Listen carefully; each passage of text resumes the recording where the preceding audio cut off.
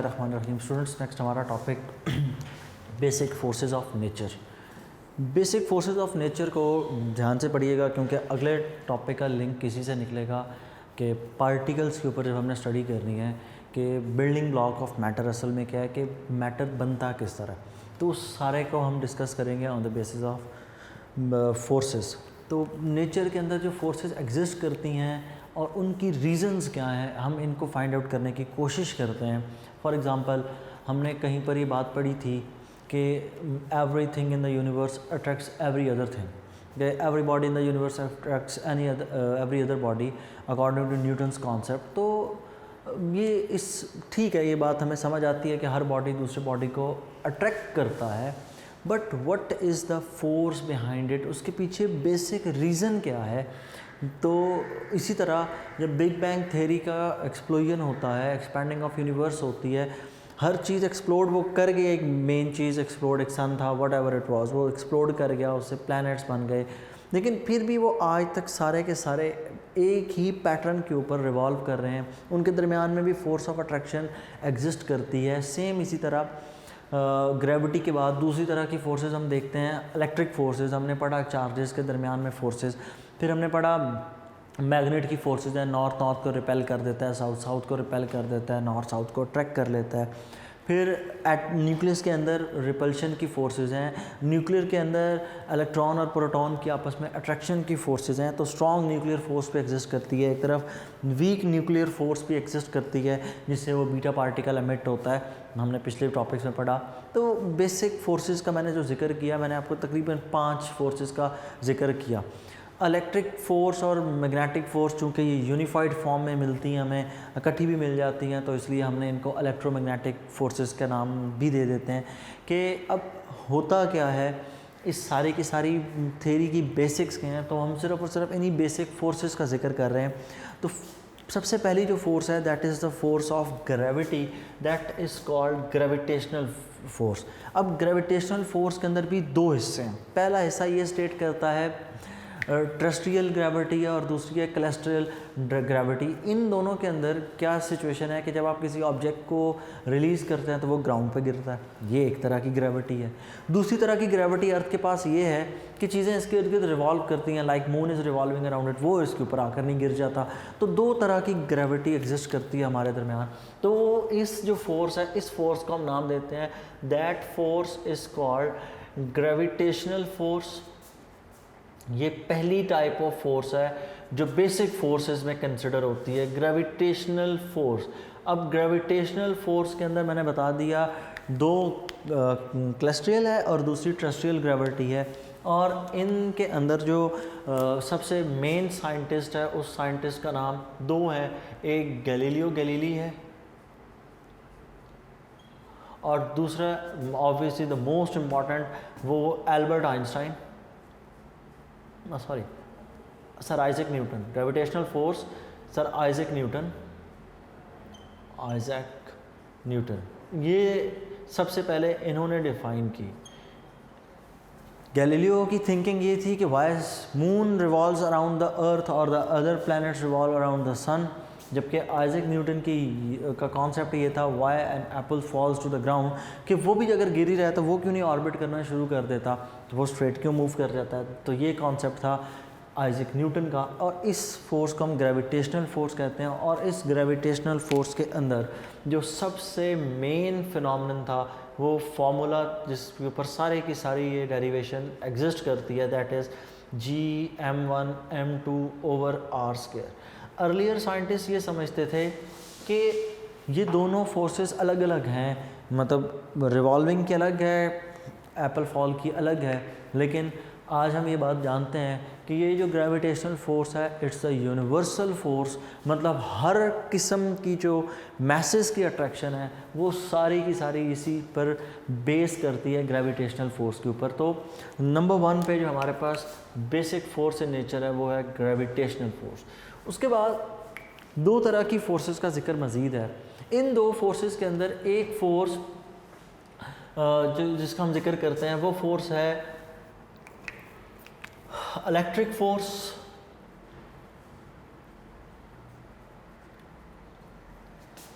Electric force दूसरी जो force है that is magnetic force.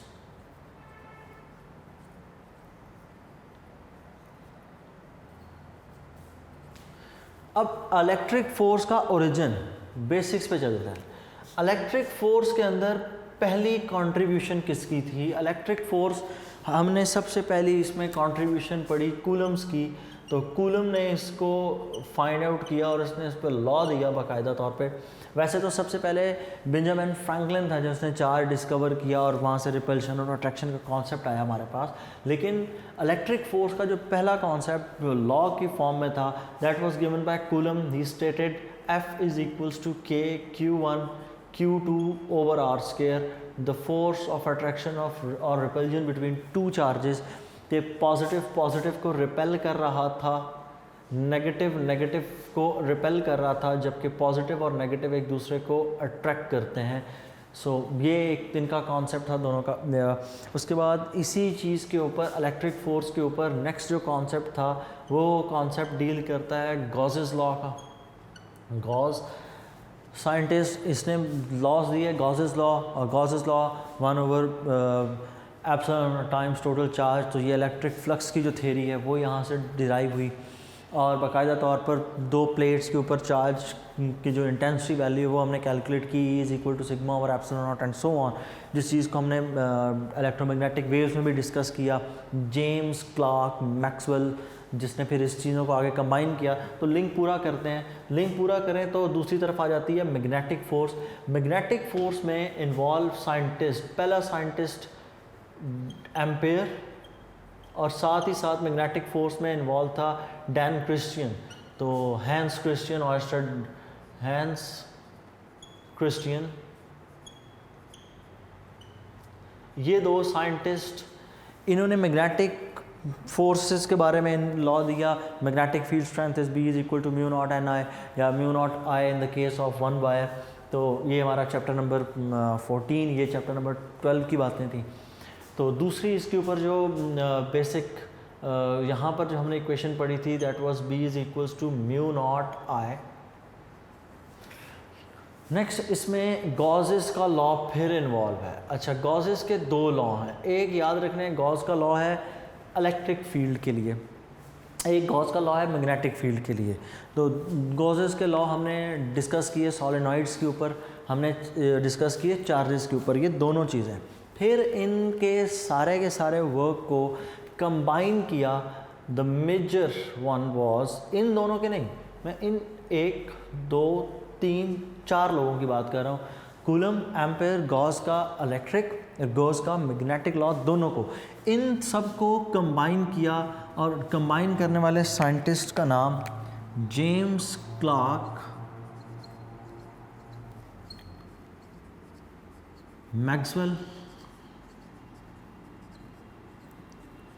James Clerk Maxwell ने इन दोनों को आपस में कंबाइन किया और कंबाइन करने पर दूसरी बड़ी इम्पॉर्टेंट फोर्स का जिक्र किया और इनकी जो ड्रॉबैक्स थे इक्वेशंस के अंदर उनको भी उसने सॉल्व आउट किया और एक नई इलेक्ट्रोमैग्नेटिक फोर्सेस इनको उसने गवर्न किया। तो दूसरी जो यहाँ पर इलेक्ट्रोमैग्नेटिक में क्या था कि इलेक्ट्रिक पोर्शन और मैग्नेटिक पोर्शन इन दोनों को कंबाइन किया गया था। ठीक है, इलेक्ट्रोमैग्नेटिक फोर्सेस। तो जिस तरह लाइट, हम लाइट के बारे में भी यही कहते हैं, light is the combination of electric field as well as magnetic field.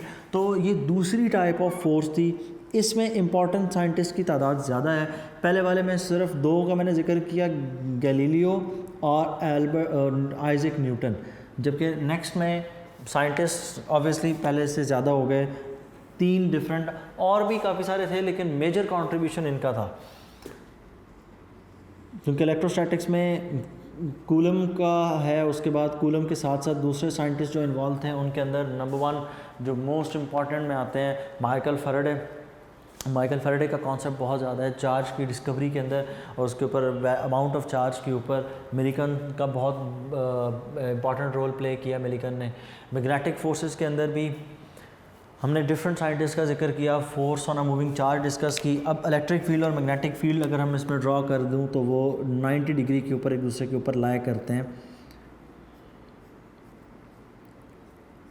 So next अगर हम मूव करें तो नेक्स्ट हमारे पास जो इम्पॉर्टेंट फोर्स तीसरी और फोर्स आती है वो है वीक न्यूक्लियर फोर्स। पहली फोर्स है ग्रेविटेशनल फोर्स, दूसरी है electromagnetic force. Electric magnetic force असल में दो कॉम्बिनेशन है, इलेक्ट्रिक फोर्स का और मैग्नेटिक फोर्स का। इलेक्ट्रिक फोर्स के लिए फार्मूला आपने ये लिखा, इलेक्ट्रिक मैग्नेटिक फोर्स के लिए आप formula F is equal to q v cross B भी लिख सकते हैं। मूविंग चार्ज आप यहाँ पर बिल्कुल उसको मेंशन कर दें, F is equal to q v cross B.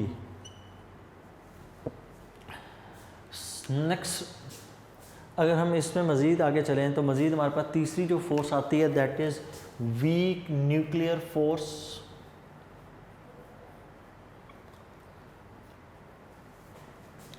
Weak nuclear force, weak nuclear force से मुराद वो न्यूक्लियर रिएक्शन के दौरान जो बीटा पार्टिकल एमिट हो रहा था। वो बीटा पार्टिकल क्यों एमिट होता है? क्योंकि वो जो इम्बैलेंस है ना न्यूट्रॉन और प्रोटॉन का, वो वहाँ से एटम्स को तोड़ने की कोशिश करता है। जिस तरह हमने एग्जांपल पढ़ी थी कार्बन 614 के अंदर, कार्बन 614 में एक बीटा पार्टिकल एमिट होता है तो बनता है नाइट्रोजन 714, साथ एमिट होता है बीटा पार्टिकल। बीटा पार्टिकल का मास 0 और साथ रिलीज़ हो जाती है द अमाउंट ऑफ हीट। अब इस दौरान वो जो एटम स्टेबिलिटी गेन करने की कोशिश कर रहा है तो उसकी वजह से एक फोर्स ऑफ रिपल्शन अंदर क्रिएट होती है ताकि किसी मास के कुछ पोर्शन को या चार्ज के कुछ पोर्शन को एमिट किया जाए ताकि एटम स्टेबिलिटी की तरफ जा सके। तो that is called weak nuclear force.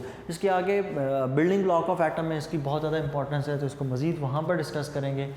Last और जो फोर्थ वाली थी, अब फोर्थ लास्ट जो हमने इसमें पढ़ रखी है वो स्ट्रॉन्ग न्यूक्लियर फोर्स है। इससे पहले हम स्ट्रॉन्ग न्यूक्लियर फोर्स पर जाएं, हमने 1979 के अंदर इन दोनों फोर्सेस को आपस में कर लिया कंबाइन,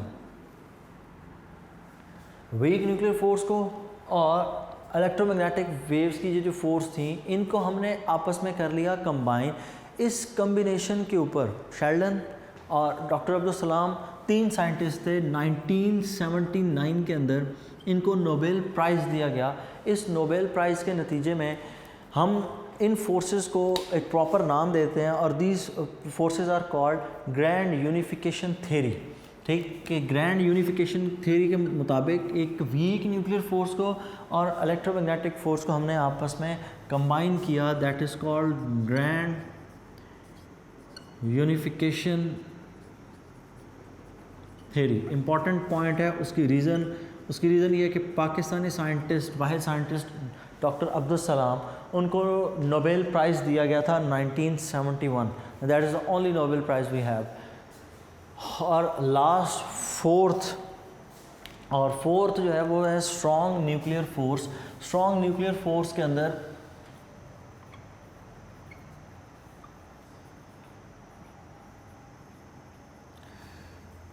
स्ट्रॉन्ग न्यूक्लियर फोर्सेस के अंदर हमने ये बात पढ़ी कि न्यूक्लियस के अंदर प्रोटॉन को रिपेल करता है। प्रोटॉन को क्या करता है? रिपेल। जब प्रोटॉन को रिपेल करता है तो इस तरह की फोर्स को हम नाम देते हैं स्ट्रॉन्ग न्यूक्लियर फोर्स। लेकिन कहीं ना कहीं ये फोर्सेस ओवरकम हो रही होती हैं क्योंकि न्यूक्लियस के अंदर प्रोटॉन इतने ज़्यादा मौजूद हैं, वो प्रोटॉन एक दूसरे को रिपेल करके एटम को डिस्ट्रॉय क्यों नहीं कर देते। तो उसके लिए अंदर कोई ना कोई और नेचर है, मतलब बिल्डिंग ब्लॉक एटम का इस तरह का है कि वहाँ पर कुछ ना कुछ अट्रैक्शन का पोर्शन भी है जिसकी वजह से वो प्रोटॉन्स आपस में यूनिफाइड फॉर्म में रहते हैं। तो अब ये जो स्ट्रॉन्ग न्यूक्लियर फोर्स है ये भी कहीं ना कहीं एटम के बिल्डिंग ब्लॉक का काम करती है कि इसके अंदर जो छोटे सब एटॉमिक पार्टिकल्स हैं लाइक फोटॉन, मीज़ॉन, लेप्टॉन, मुऑन्स, इनको और इन सब से छोटा जो पार्टिकल है वो दैट इज़ कॉल्ड क्वार्क। असल में उसी के ऊपर सारी की सारी बेस खड़ी है एटम की। तो ये सारे के सारे यूँ एडजस्ट होते हैं। तो सबसे इम्पॉर्टेंट चीज़ यहाँ पर इन फोर्सेस, ये जो चारों फोर्सेस हैं ये चारों की चारों फोर्सेस कहलाती हैं बेसिक फोर्सेस ऑफ नेचर। असल में 5 हैं लेकिन वो इलेक्ट्रिक और मैग्नेटिक फोर्स को हम चूँकि यूनिफाइड फॉर्म में पढ़ते हैं in the form of electromagnetic, तो इसलिए हम इनको इस तरह से डील करते हैं। अब हमारा जो नेक्स्ट गोल चल रहा है इस वक्त फ़िज़िक्स में अगर हम बात करें ना, तो वो चल रहा है grand unified electro nuclear force, मतलब grand unified electro nuclear force में हम इन दो फोर्सेस को आपस में कंबाइन करने की कोशिश कर रहे हैं एंड होप सो आज नहीं तो कल नहीं तो परसों किसी ना किसी दिन हम इस चीज़ में सक्सीड कर जाएंगे। और ये जो काम चल रहा है इसको नाम दिया जाता है grand unified electro nuclear forces. So ये आपका टॉपिक था basic forces in nature. Next topic इंशाल्लाह और लास्ट इस बुक का, और वो टॉपिक है बिल्डिंग ब्लॉक ऑफ मैटर। अल्लाह हाफ़िज़।